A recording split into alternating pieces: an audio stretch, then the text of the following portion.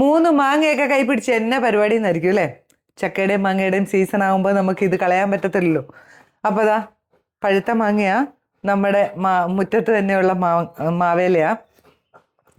ഇന്ന് ഞാനേ ഒരു മാങ്ങ ഒന്ന് വരട്ടിയാലോ എന്ന് ആലോചിക്കുക. അധികം പഴുത്തളിഞ്ഞു പോവാത്ത മാങ്ങ വേണം അതിന്. ഒന്ന് ഉണ്ടാക്കി നോക്കാം, വായോ. ഇതിപ്പോൾ കൊടുത്തു വിടണമെങ്കിൽ കൊടുത്തു വിടാം. ഒരാഴ്ചയൊക്കെ എന്തായാലും ഇരിക്കും. ഫ്രിഡ്ജ് വെക്കുകയാണെങ്കിൽ കുറച്ച് നാളും കൂടെ ഒക്കെ ഇരിക്കുമായിരിക്കും. ഇതെങ്ങനെ ഉണ്ടാക്കി നോക്കട്ടെ. ഇത് കണ്ടോ, ഇത് നമ്മൾ അധികം പഴുത്ത് പോയിട്ടില്ല, എന്നാൽ പഴുത്തതാ. ഇതേ കണ്ടോ, ഇങ്ങനെ അളിഞ്ഞു പോകാത്ത മാങ്ങ വേണേ. ഇതിപ്പോൾ നമ്മുടെ മുറ്റത്ത് തന്നെ നിന്നതുകൊണ്ട് ഞാൻ തൊലി കളയുന്നില്ല. വാങ്ങുന്ന മാങ്ങയാണെങ്കിൽ ദശക്കട്ടിയുള്ള മാങ്ങ വേണം ഇതിന്. അതുപോലെ തന്നെ വാങ്ങുന്നതാണെങ്കിൽ നിങ്ങൾ തൊലി കളഞ്ഞു, വീട്ടിലുള്ളതാണെങ്കിൽ തൊലി കളയണ്ട.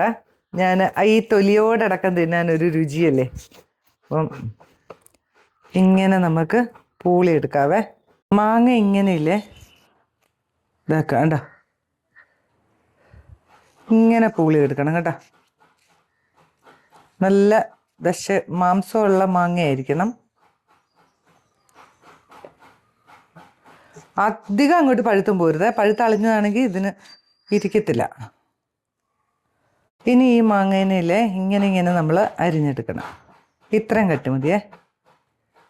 ഇതിനെ ഒരു 3 കണ്ടോ, ഇത്രയും. മാങ്ങ അരിഞ്ഞു വെച്ചിട്ടുണ്ട്. ഇനി നമ്മളൊരു പാൻ എടുക്കുവാണേ. ആദ്യം തന്നെ കുറച്ച് തേങ്ങാപ്പീര. ഇത് ജലാംശം ഒന്ന് പോകാനാണ്. ജലാംശം എന്നല്ല, ഇതൊന്ന് ചുമന്ന് കിട്ടാൻ വേണ്ടിയിട്ടാണ്. ഇതിനെ ഒന്ന് ഇതാക്കാം, ചുമന്ന് വരുന്നവരെ ഒന്ന്. എണ്ണയൊന്നും ഒഴിക്കരുത്, നെയ്യും അങ്ങനത്തെ ഒന്നും വേണ്ട, വെറുതെ ഇങ്ങനെ. 2-3 ദിവസം ഒക്കെ ഇത് ഇങ്ങനെ പുറത്തിരിക്കും. വേണമെങ്കിൽ അതിലും കൂടുതൽ വേണമെങ്കിൽ ഫ്രിഡ്ജിൽ വെച്ചാൽ മതി. പിള്ളേർക്കൊക്കെ എടുത്ത് ഉണ്ടാക്കി വെക്കണേ. കുഞ്ഞുങ്ങളൊക്കെ നാട്ടിൽ വരുന്ന സമയം ഒക്കെ ആണെങ്കിൽ മക്കൾക്കൊക്കെ ഉണ്ടാക്കി ഫ്രിഡ്ജിൽ വെക്കണം കേട്ടോ. ഇതിനകത്ത് പിന്നെ നമ്മൾ ചേർക്കുന്നത് എന്നാണെന്നറിയോ? ശർക്കര പാനിയില, പിന്നെ കുറച്ച് ചുക്ക് ഏലക്കയും കൂടെ പൊടിച്ചതും, അരിയില്ലേ നമ്മുടെ അരി വറുത്ത് പൊടിച്ചത്, പൗഡർ പോലെ പൊടിച്ചു വെക്കരുത്, കുറച്ച് തരിതരിയോടുകൂടി വറുത്ത് പൊടിച്ചു വെച്ചിട്ടുണ്ട്. ഇതൊക്കെ തന്നെയാണ് നമ്മുടെ ഇൻഗ്രീഡിയൻസ്. തേങ്ങയൊക്കെ ഇങ്ങനെ ഇതാ കണ്ടോ, ചുമന്ന് വരുന്നുണ്ട് കേട്ടോ. ഈ സമയത്ത് നമുക്ക് ശർക്കര പാനി ഒഴിച്ചു കൊടുക്കാം.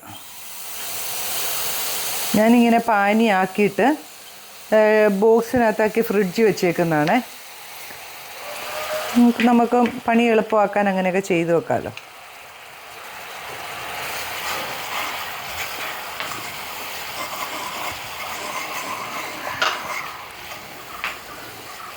ഇതൊന്ന് കുറുകി നൂല് പരുവാകുമ്പോൾ, നൂല് പരുവ ഇങ്ങനെ പിടിക്കുമ്പോൾ ഇങ്ങനെ വലിഞ്ഞു വരുന്ന പരുവം.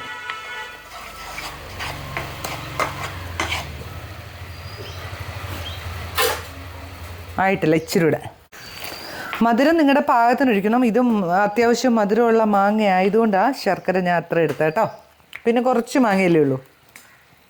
കണ്ടോ, ശർക്കര ഇങ്ങനെ നൂല് വലിഞ്ഞു വരുന്ന സമയത്ത് ഓഫ് ചെയ്യുമല്ല, തീ അങ്ങ് കുറച്ച് വയ്ക്കണം.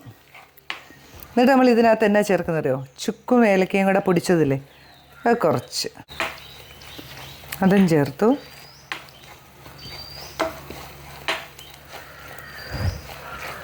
ഇനി ഇതിലേക്ക് നമ്മൾ തീ നല്ലപോലെ കുറച്ച് വയ്ക്കണം കേട്ടോ. ഓഫ് ചെയ്താലും കുഴപ്പമില്ല. ഇതിപ്പം ഇതാ മാങ്ങയുടെ സ്കിന്നുള്ള ഭാഗം നോക്കിയിട്ട് ഞാൻ ഇങ്ങനെ വെക്കുവാണേ.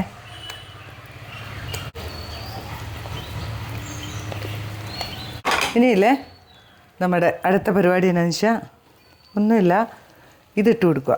അരി പൊടിച്ച് വറുത്തിരിക്കുന്നില്ലേ, അതൊന്നിട്ട് കൊടുത്തേ. നന്നായിട്ട് മിക്സ് ചെയ്യുക. അരി വറുത്ത് പൊടിച്ചത് ഇത്രയും മാങ്ങ ഉള്ളതുകൊണ്ട് ഞാൻ കുറച്ചേ എടുത്തിട്ടുള്ളായിരുന്നു. ഇനി സ്റ്റൗവൊക്കെ അങ്ങ് ഓഫ് ചെയ്തു കേട്ടോ. ഇനി നമുക്ക് ഇതിനെ ഒന്നിങ്ങനെ